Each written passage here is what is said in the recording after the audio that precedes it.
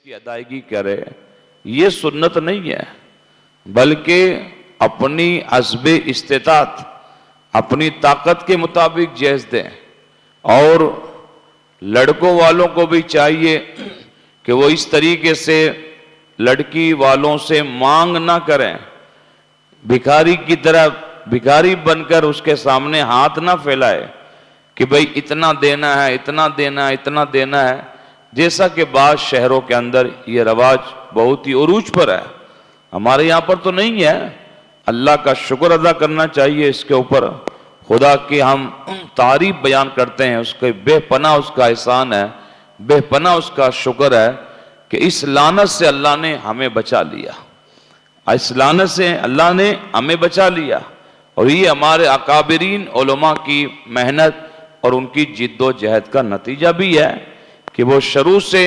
माशरे से इस बुराई का वो खात्मा करते आए, तो हमेशा के लिए बुराई मिट गई।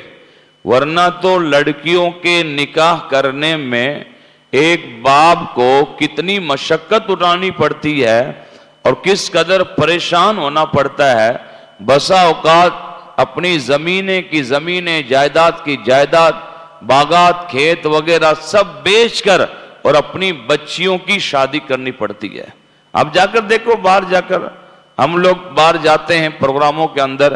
तो ऐसे शादियों की तकरीबात के अंदर भी कई बार शिरकतें हुई। वहां पर इस लानत को देखकर बड़ा ताज्जुब होता है और वहां के लोग कहते भी हैं कि भाई हजरत, हमारे यहाँ पर तो बहुत परेशानी होती है कि जब लड़की की शादी की बारी आती है ना, तो हमें 100 बार सोचना पड़ता है,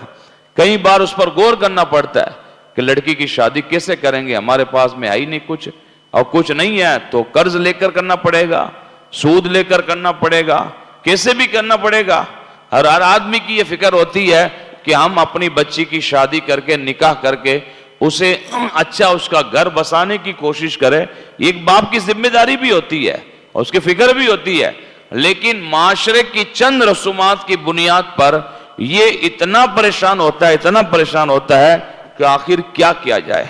तो ये जो जहेज जो है ना, सुन्नत जरूर है, लेकिन इसका मतलब ये नहीं है कि आदमी हद से तजावुज कर जाए या बिल्कुल कर्ज लेकर, सूद लेकर जहेज दें। ये कहां पर लिखा हुआ है? फुकाहा ने सख्ती के साथ में मना फरमाया। और खुद देखें आप, रसूल कायनात सल्लल्लाहु ताला अलैहि वसल्लम ने अपनी लगते जिगर सैयदा कायनात, मखदूमा कायनात फातिमातुज़ ज़हरा रदी अल्लाह ताला अन्हा को जो जहेज दिया, क्या जहेज के अंदर यही चीजें थी?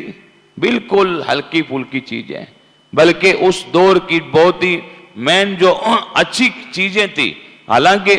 कीमती चीजें थी, लेकिन इतना भी नहीं था कि भाई कोई